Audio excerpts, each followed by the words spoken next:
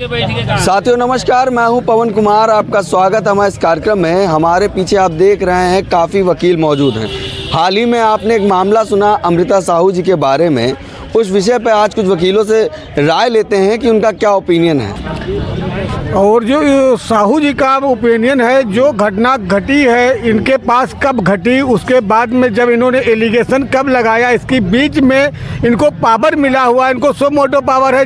जब चाहे तो आयु को SHO को तलब कर लें, तो उन्होंने तलब नहीं किया। जो घटनाएं घटी उन्होंने बाद में ओपन किया। इसके मतलब जो इनका चल रहा था वो फेल हो गया, उसके बाद इन्होंने ओपन करके बताया। अब इच्छा मृत्यु की बात कर रही हैं। इच्छा मृत्यु की बात, यदि गलत काम इनके साथ हुआ है तो दोनों को दंडित करना चाहिए। ये जो मामला है पहले हम आपको सुनाते हैं, इसके बाद और भी क्वेश्चन रखेंगे। मैं इस पत्र को बेहद दर्द और निराशा के साथ लिख रही हूँ। इस पत्र को लिखने का उद्देश्य मेरी कहानी बताने और प्रार्थना करने के अलावा कोई और नहीं है। आप मेरे सबसे बड़े अभिभावक हैं और मुझे अपना जीवन समाप्त करने की अनुमति दें। मैं बहुत उत्साह और इस विश्वास के साथ न्यायिक सेवा में शामिल हुई कि मैं आप लोगों को न्याय दिलाऊंगी।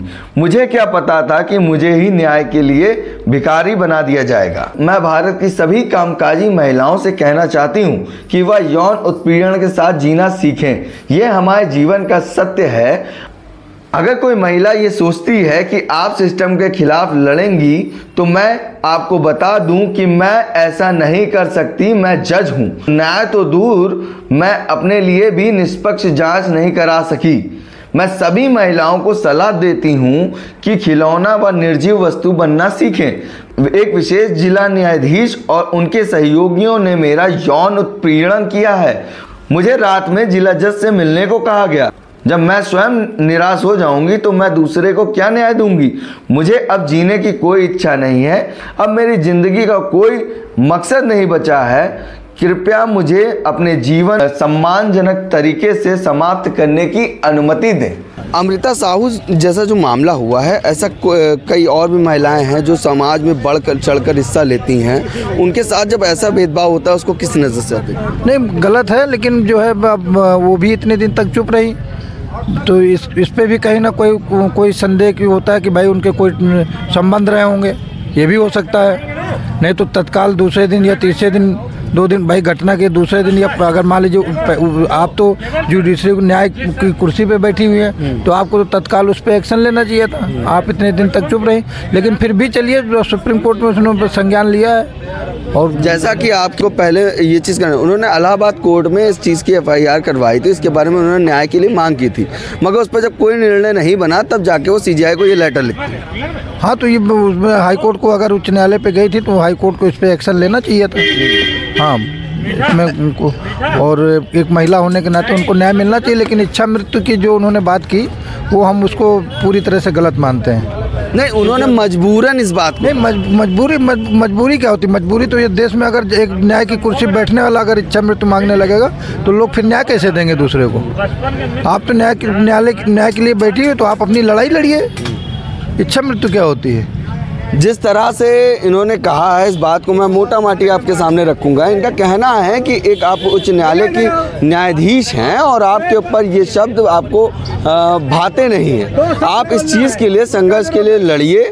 और क्योंकि हर एक आम इंसान जिसके साथ अन्याय होता है, वो व्यक्ति है जो अपने लिए लड़ने के लिए आगे आता है। इतना ही नहीं, उसके लिए वो कहता I will see you on your court. अब मगर इस बात पे कुछ और भी लोग हैं, उनसे भी हम बात करेंगे और जानेंगे कि क्या उनका कहना है। सर, क्या नाम है आपका? ओपी सिंह। ओपी सिंह जी, जिस तरह से अमृता साहू जी के साथ मामला हुआ, ऐसे देश में कई महिलाएं हैं जो उच्च पद पर हैं, उनके साथ पहले बात, महिलाओं के पर जब कोई भी वो जज हैं, उनको हर चीज का नॉलेज है। तो जब घटना घटित हो, देरी से नहीं, ये महिलाएं कहती हम डर गए, तुरंत उसकी FIR करानी चाहिए जी।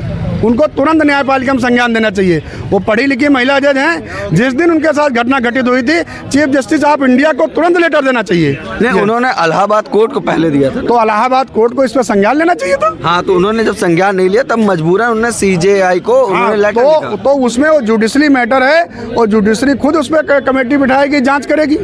जुडिशरी मामला है, तभी जांच करेगी जुडिशरी। न्यायिक फील्ड में।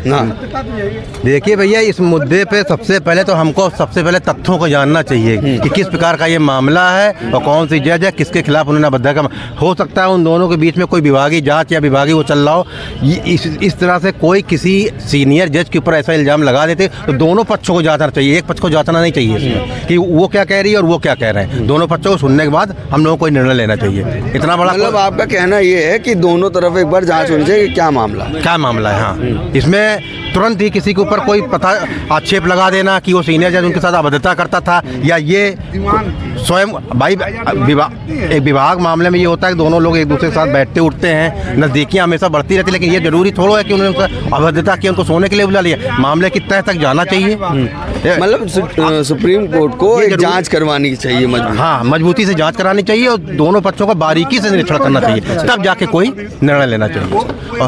जहाँ तक ये क्या उन्होंने जो मृत्यु का वो मांगा हुआ है, दया मृत्यु का, ये इस पे हमारे ख्याल से इस पे CGI को कोई भी एक्शन नहीं लेना चाहिए इस पर। अच्छा, क्योंकि ये वो खुद न्यायिक अधिकारी हैं, इतना पढ़ के इतनी कड़ी परीक्षा दे के पास हुई हैं। इस तरह से दया मृत्यु इतने जल्दी दया मृत्यु के लिए अगर आवेदन हो जाएगा तो पूरे भारत में संख्या बढ़ जाएगी, चाहे जो दया मृत्यु मांगने लग जाएगा। 1-1.5 महीना हो गया न्याय मांगते मांगते, तब उन्होंने ये लेटर लिखा है। ये देरी थोड़ा सा ये लापरवाही का नतीजा है, और बाकी तो जब तक मामले की तय आप नहीं जान पाए तब तक कोई निर्णय नहीं। मतलब आपका कहना है कि मोटा मोटी कि न्याय के लिए जांच होनी चाहिए, दोनों पक्षों को सुने जाने का अधिकार हो, तब जाके इस पर कोई निर्णय करें। मेरा